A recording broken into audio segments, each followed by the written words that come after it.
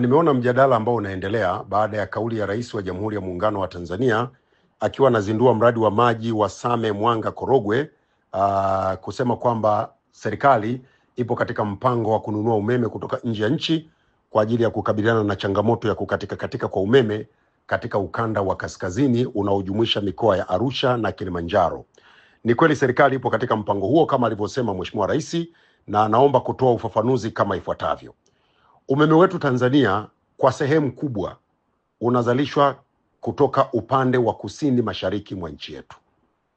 Sasa kutokana na kuzalishwa katika upande mmoja wa nchi, shirika letu la ugavi wa umeme linalazimika kuusafirisha umeme huu kupitia gridi ya taifa na kuusambaza nchi nzima.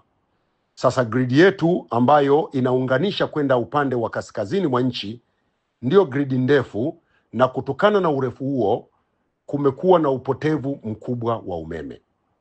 Sasa pamoja na kuwepo upotevu mkubwa wa umeme na ikijumuisha na changamoto za uchakavu wa miundombinu, imesababisha tatizo kubwa lisilokwisha la ukanda wa kaskazini la kukatika kwa umeme.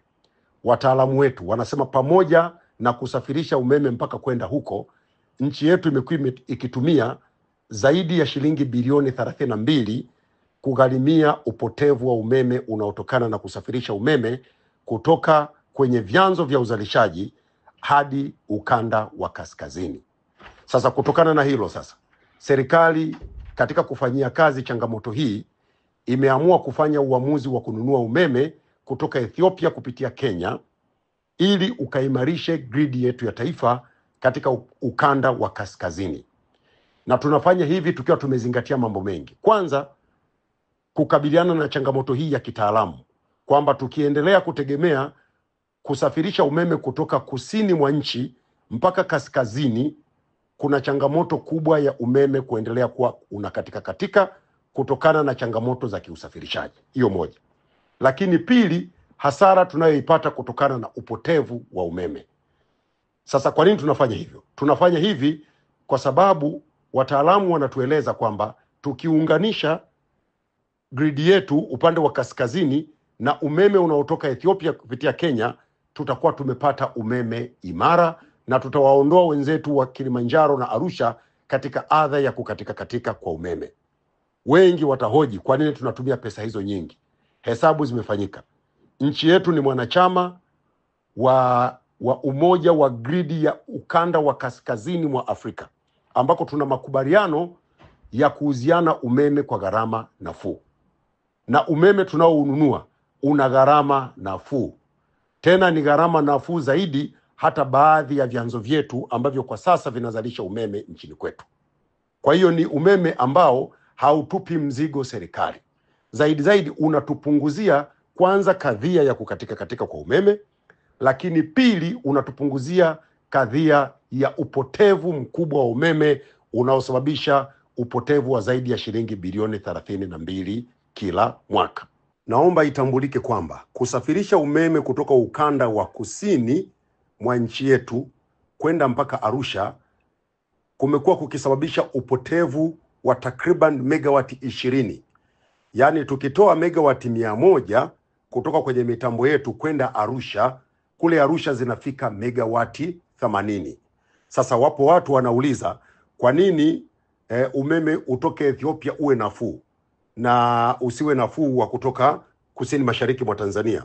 Ni hivi, sisi tunahesabu kutoka ilipo mita ya kutuletea megawati 100 ambayo ipo Namanga, Kenya, ambako ni mpakani mwa Tanzania na Kenya.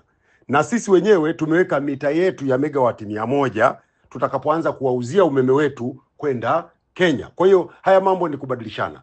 Panakuwa jirani kwa sababu tunahesabu ilipo mita ya megawati 100 za kutuletea umeme Tanzania ambayo iko Namanga. Pale ni jirani zaidi kuliko huku kusini mwa Tanzania ambako tukitoa megawati 100 Arusha zinafika megawati 80. Sasa utaratibu huu wa kununua umeme sio tunaanza sasa, ni utaratibu ambao umekuwepo. Tunanunua umeme kwa ajili ya mkoa wetu wa Kagera kutoka Uganda, tumeunganisha, tunanunua. Lakini pia tunanunua umeme kwa ajili ya mkoa wetu wa Rukwa kutoka nchi jirani ya Zambia, na pia tunanunua umeme kutoka Kenya kwa ajili ya wenzetu wa Tanga. Kwa hiyo ni utaratibu ambao umekuwa ukitumika, na ni vizuri Watanzania wakajua kwamba kununua umeme katika maeneo ya jirani mwa nchi yetu inatusaidia pia kuwa na njia mbadala pale tunapokuwa na changamoto za grid yetu ya taifa, kwamba tunaweza tukaunganisha na umeme kutoka jirani na tukatatua changamoto zetu, ama wakati tunatatua changamoto zetu tukatumia umeme kutoka nchi za jirani. Na ni kwa kutambua hili, hata katika mkutano wa wakuu wa nchi wa Afrika uliofanyika hapa jijini Dar es Salaam, wakuu wa nchi za Afrika wamekubaliana kushirikiana katika usambazaji wa umeme. Wakuu wa nchi wamezungumza juu ya kuwepo soko moja la umeme barani Afrika. Manake nchi moja iwe inaweza kuiuzia nchi nyingine. Sisi nchi yetu tayari uliofanyika hapa jijini Dar es Salaam, wakuu wa nchi za Afrika wamekubaliana kushirikiana katika usambazaji wa umeme. Wakuu wa nchi wamezungumza juu ya kuwepo soko moja la umeme barani Afrika. Manake nchi moja iwe inaweza kuiuzia nchi nyingine. Sisi nchi yetu tayari tuna njia ya umeme tumeijenga kwenda Kenya.